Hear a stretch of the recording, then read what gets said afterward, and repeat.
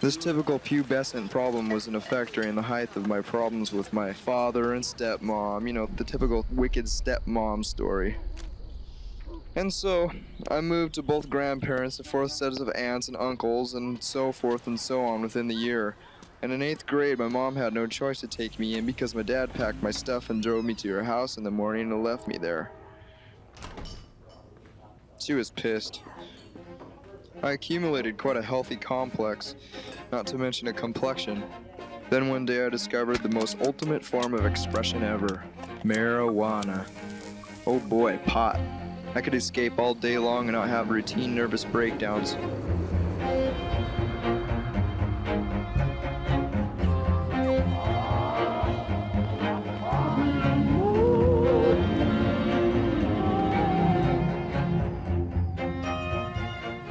Trevor was a guy I hated but resorted to becoming friends with because he was the only person I could get pot from. He was the kingpin. Trevor, Ace, John, and Darren, all white trash, low-life scum of the earth according to the jocks, had been going to this girl's house after school and they invited me. We got to the door and a very fat girl let us in. It wasn't obvious to me for over an hour that this girl seemed kind of quiet until one of the guys pointed out that she was in a special ed class. I'm sure a lot of kids would call her a retard and some just slow, and at the time and still to this day I would call her quiet and illiterate, but not retarded. The object of the guys who had been going there for the past month was to steal booze from the downstairs basement den of her house. While others distracted her, one would go down and take a fifth, and then exit out the downstairs. So we did this routine every other day and got away with it for about a month. And during that month happened to be the epitome of my mental abuse from my mother. It turned out that pot didn't help me escape my troubles too well anymore, and I was actually enjoying doing rebellious things like stealing booze and busting store windows, and nothing ever mattered. I decided within the next month I'll not sit on my roof and think about jumping, but I'll actually kill myself. And I wasn't going out of this world without actually knowing what it was like to get laid. So one day after school I went to the girl's house alone and invited myself in, and she offered me some Twinkies, and I sat on her lap and I said, "Let's fuck."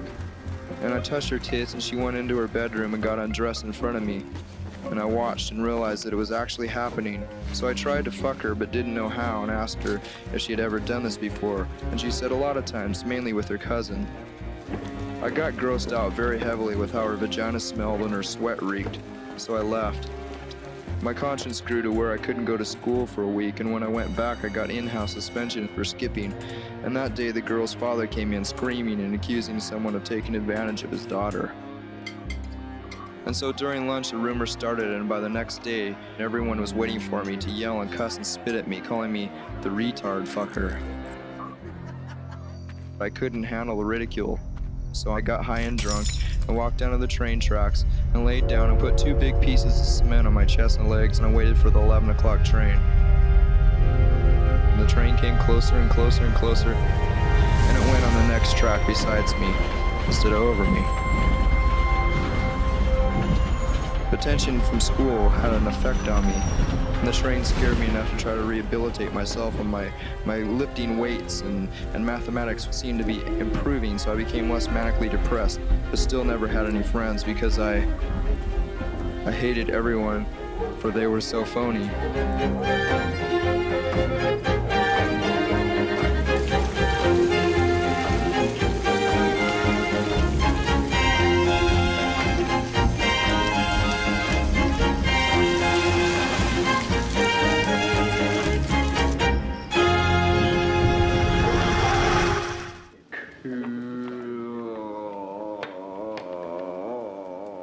Where's the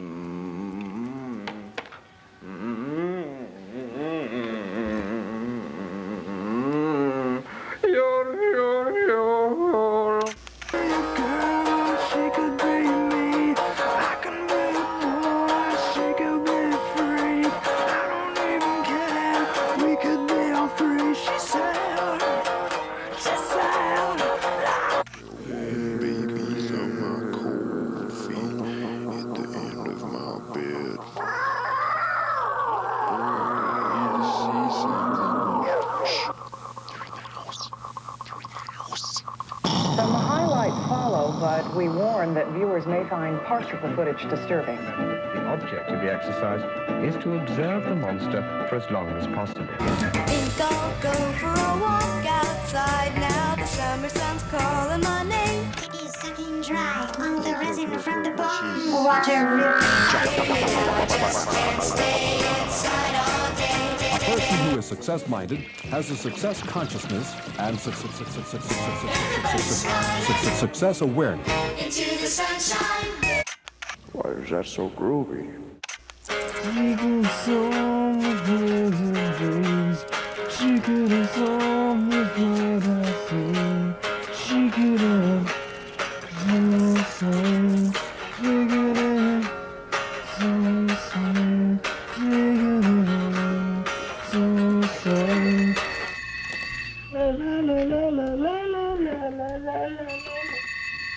Hello? No, she's not. She went to work. All right.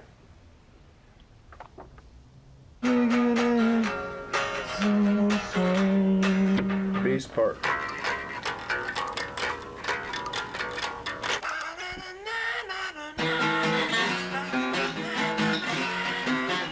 You get changed, man. Changed, man. Changed, man.